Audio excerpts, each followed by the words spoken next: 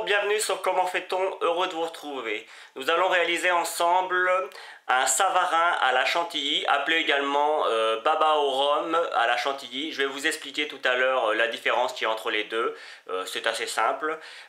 Étant donné qu'il y a plusieurs étapes, je vais vous les expliquer une par une. On va commencer par le savarin, suivi après du sirop et de la chantilly. C'est parti. Pour un savarin d'environ 6-8 personnes ou alors 6-8 petits babas, il vous faudra 250 g de farine, 75 g de beurre mou, 5 g de sel fin, 20 g de sucre,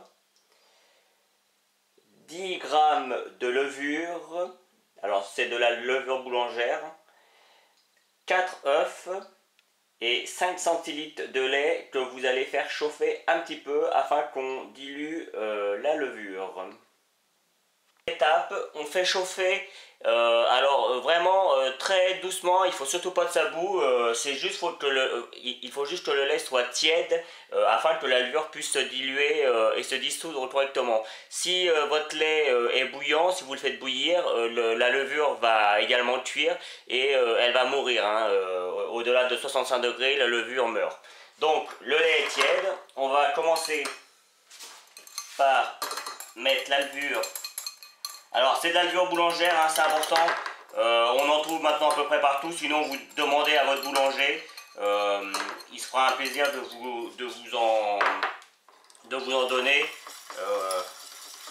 Et on la dilue avec un fouet. On va la laisser un petit peu, s'il reste des petits morceaux, on va la laisser quelques minutes, afin que tout se dilue correctement. On va s'occuper maintenant de la farine et des autres ingrédients. On va commencer évidemment par mettre la farine. On va mettre le sucre d'un côté. On va mettre le sel de l'autre. Et on va commencer à mélanger tranquillement avec un petit crochet à pain. Alors évidemment vous pouvez aussi le faire à la main, ça sera un petit peu plus compliqué mais c'est possible. Et on va mélanger les deux ingrédients, les trois ingrédients tranquillement pendant quelques minutes. Si ça a du mal à se mélanger un peu, on n'hésite pas à donner un petit coup. Ajouter maintenant la levure qui est complètement diluée.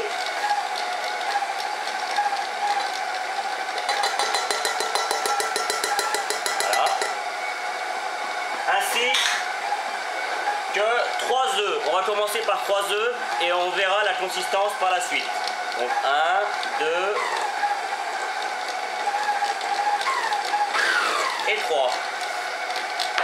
Et on peut pétrir maintenant jusqu'à ce que l'ensemble se décolle. Donc là on peut y aller un petit peu plus rapidement. C'est parti pour... il faut que tout soit bien mélangé et que ça se décolle. La pâte à savarin est une pâte assez liquide. On va rajouter le 4e œuf.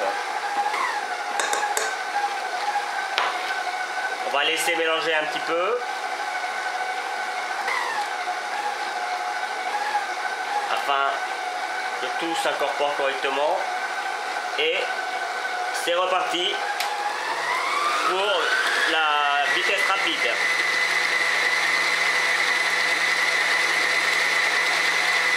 La pâte commence à bien se détacher des parois comme c'est le cas dans le batteur. On va maintenant baisser, on va même l'arrêter.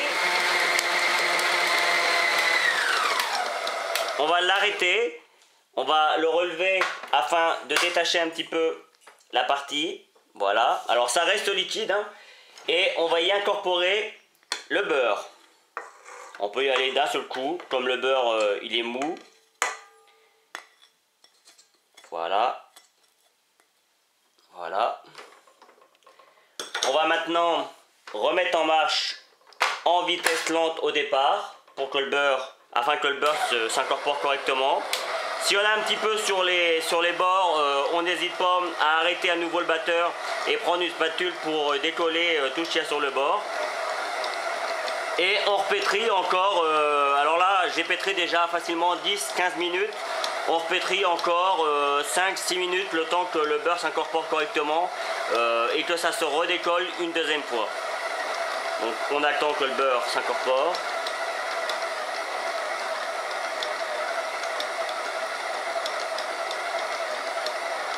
Voilà. Comme la pâte est un petit peu chaude, attention, pas bouillante, mais bon, du fait du frottement, la pâte est un petit peu chaude, le beurre va fondre tranquillement. On va pouvoir mettre un petit peu plus rapide. Donc, c'est parti pour 5 minutes de plus. Voilà, ça fait 5 minutes qu'on a incorporé le beurre. Comme on peut le voir, la pâte se détache des parois. On l'entend, ça fait tac tac tac tac tac tac. C'est que l'air s'est bien incorporé et que c'est le moment de l'arrêter. Donc on va l'arrêter. Voilà. On va enlever le petit crochet. Hein, pour l'instant, il n'y a pas de difficulté. Voilà. On va pousser, on revient, voilà. J'ai enlevé le bac du batteur. On va donner avec une corne, alors la mienne elle est un petit peu grande, bon ça va faire l'affaire quand même, un petit coup afin de tout ramener sur la pâte et de bien vérifier que on n'a plus de beurre qui à l'intérieur. Alors on peut constater que c'est un petit peu mou, mais vous voyez, ça colle, malgré tout, ça ne colle pas au doigt. C'est signe que la pâte est bien pétrie et que normalement le savarin ou vos babas seront réussis. Maintenant, on va la laisser reposer en mettant un torchon dessus pendant 1 heure avant de la façonner, de la mouler. Tant que la pâte à savarin lève, on va s'occuper du sirop. Alors pour le sirop, c'est assez simple, hein. On va prendre 1 litre d'eau. Alors ça peut paraître beaucoup comme ça, mais ça va s'évaporer et au cas où il vous en resterait, ça se congèle très bien. Donc vous pourrez utiliser le sirop pour d'autres gâteaux, par exemple si vous faites un fraisier ou un framboisier, enfin tout autre gâteau qui a besoin d'être imbibé. Donc j'ai dit 1 litre d'eau. On va mettre 350 g de sucre. Alors normalement pour faire un sirop, c'est 1 litre d'eau pour 500 g de sucre.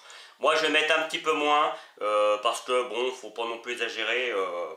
Donc 350 g de sucre, voilà, que l'on met ensemble. On va commencer à faire chauffer à feu classique, hein.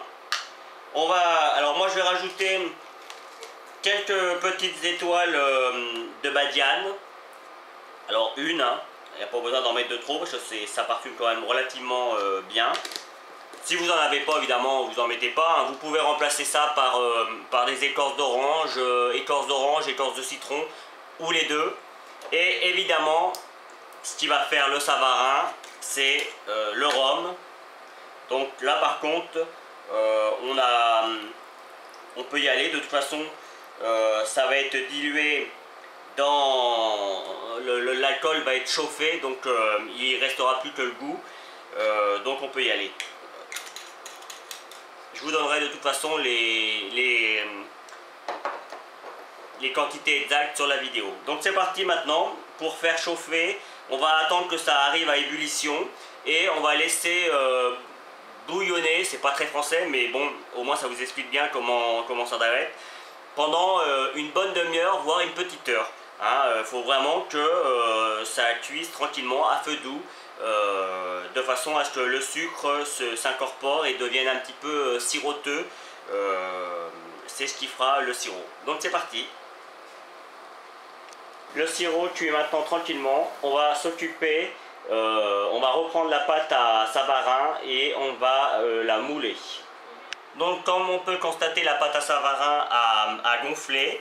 On va donc la rabattre un petit peu. Alors Pour vous expliquer la différence entre le Savarin et le baba au rhum, c'est simplement que le Savarin, ça se présentera dans un grand moule comme ça, comme je vais le faire moi aujourd'hui.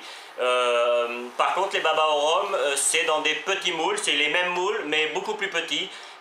C'est ce qui fait la différence entre un Savarin et un baba au rhum. Le principe de la recette étant le même pour les deux. D'ailleurs, on peut également faire des bouchons avec la pâte à Savarin, des bouchons au rhum qui sera dans la même tradition. Donc voilà. Donc on va s'occuper d'enlever la pâte du moule. Là, on va prendre un petit peu de farine. Alors, juste une chose également. Il est préférable de faire le Savarin une journée ou deux avant de le manger afin qu'il soit un petit peu rassis. C'est meilleur. Maintenant, si vous voulez un Savarin frais, ça marchera tout aussi bien, hein. Mais sachez que quand celui-ci est un peu rassis, ça marche tout aussi bien. Donc, on va mettre de la farine tout autour afin, hop, de décoller du plat. Alors comme on peut le constater, c'est toujours aussi mou, hein. De la sorte, on peut s'aider de votre spatule et on vient rabattre la pâte. Alors, évidemment, on peut le faire à la main aussi, hein. Voilà. Dans un premier temps, on enlève, on la tape un petit peu. Voilà. Maintenant, on va passer au moulage. On va donc remettre un petit peu de farine dessus, afin qu'on ait la facilité à la prendre. C'est pas une pâte facile à travailler, hein. Alors, comme il est un petit peu difficile de la travailler, on va prendre le moule, on va prendre la pâte et on va venir, hop, voilà. On va s'occuper après de mettre la même épaisseur partout, pareil. Pour cela, c'est simple, on va juste venir la tapoter un petit peu. Alors évidemment, le moule avant, on le beurre, ce qui paraît évident. Voilà, on décolle un petit peu sur les côtés pour faire venir la pâte. Voilà. Et on fait cette opération jusqu'au moment, s'il y a des petites bulles d'air, on les coupe. Voilà, on va arriver à la jonction des deux. Voilà. Maintenant, on fait en sorte que ce soit à peu près la même épaisseur partout.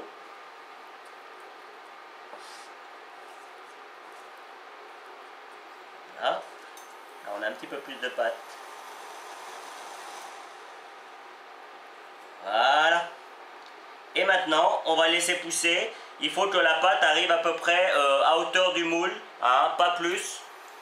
On peut donner un petit coup comme ça pour bien l'étaler.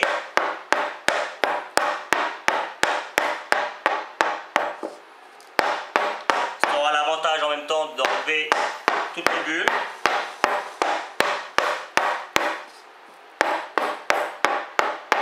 C'est parti pour environ 1h30, 2 heures de cuisson, de pousse à température ambiante. Si vous voulez être un petit peu plus rapide, vous mettez votre four à 35 degrés et vous laissez votre pâte comme ça, avec un torchon mouillé dessus,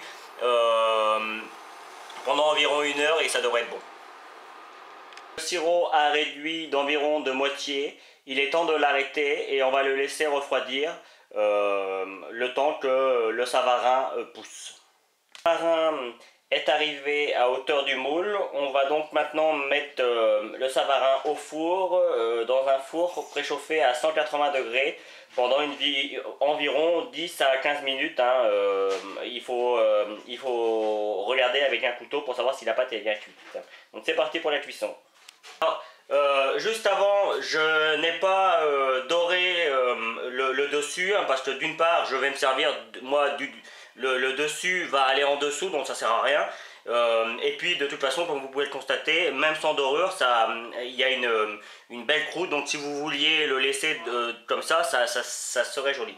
Donc on va maintenant le démouler. Alors pour cela, on va tapoter un petit peu pour le défaire un petit peu s'il est un petit peu accroché. On fait attention de ne pas se brûler. Et voilà. Et voilà, le Savarin est terminé. Ça donne quelque chose de super joli. La pratique, comme je le disais, il faudrait le laisser sécher une journée, voire 2 journées, ce serait bien pour l'imbiber. Là, comme c'est la vidéo, je vais le laisser sécher pendant 3-4 heures et on va l'imbiber et on rajoutera la chantilly et quelques fruits rouges pour faire le décor. Le Savarin est cuit et sec. Notre sirop est prêt et froid, hein, c'est mieux.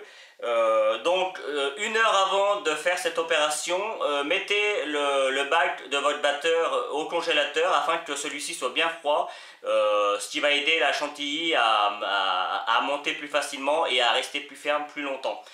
Donc maintenant on va prendre, alors on va déjà mettre le Savarin sur un plat définitif. Hein, si vous avez quelque chose de plus petit, vous pouvez toujours prendre des petits moules. Moi, j'ai pas quelque chose de définitif, donc on va laisser ça comme ça. Et on va venir simplement imbiber. Alors, c'est pas grave s'il y a du jus qui passe à côté. On nettoiera avec du sopalin après. Au contraire, le jus va venir s'imbiber tranquillement. Alors, on fait un premier tour dans un premier temps afin que le jus s'imprègne et après celui-ci s'intégrera mieux dans la préparation. Voilà. Et on fait comme ça jusqu'à ce que le biscuit soit bien imbibé. Il faut que celui-ci descende, que le sirop descende correctement dans le biscuit.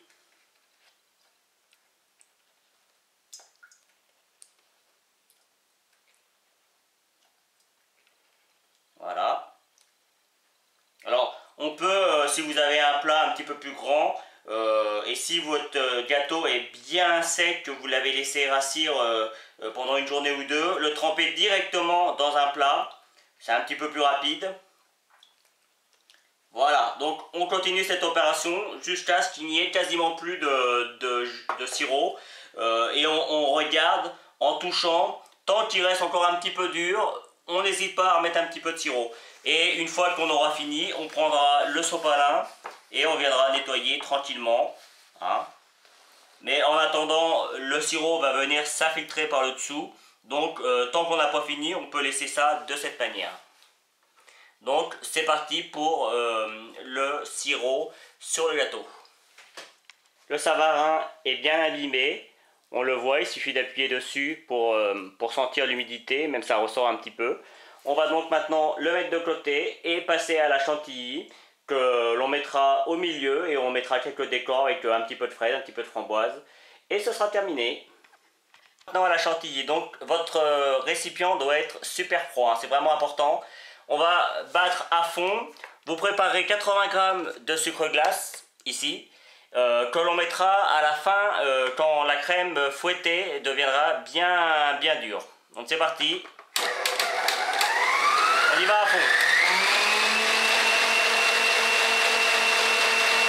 La crème est bien fouettée. Maintenant, pour en faire de la chantilly, on va rajouter les 80 g de sucre glace d'un seul coup, en laissant le batteur tourner à petite vitesse. Et on va rajouter également quelques gouttes d'extrait de vanille. Si vous n'en avez pas, vous pouvez toujours mettre du sucre glace vanillé, ça marchera également, ou ne rien mettre du tout. Voilà. Et on recommence à battre à fond pour que tout soit bien mélangé. Encore 2-3 minutes. Voilà, donc la crème est fouettée. On va commencer à la mettre à la cuillère. Ça sert à rien de tout mettre à la poche, hein, parce que comme le trou est quand même relativement grand. Donc au départ, on met... Alors évidemment, au milieu, vous pouvez mettre toutes sortes de crèmes. Moi, je mets de la chantilly, mais vous pouvez très bien mettre une crème Chibouste, par exemple. C'est de la crème pâtissière avec une meringue italienne. C'est également super bon. Hein. Après, c'est un choix. La crème chantilly, c'est quelque chose qui revient assez souvent. Donc, on va prendre maintenant la poche et on va venir garnir le fond de crème.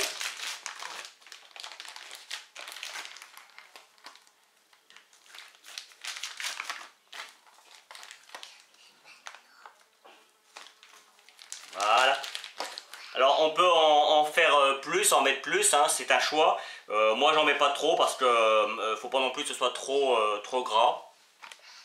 Finalement j'en ai refait. J'ai rajouté 40 centilitres de crème liquide, mais je le marquerai sur la vidéo, pour que ça monte un petit peu plus haut, ça fera plus joli pour le décor du gâteau. Donc, ce coup-ci, on va faire des jolies rosaces, histoire de finir le gâteau correctement, d'avoir quelque chose de bien joli. Voilà. On va mettre quelques fruits dessus pour décorer. Alors j'ai des fraises et des framboises. On vient les poser délicatement dessus.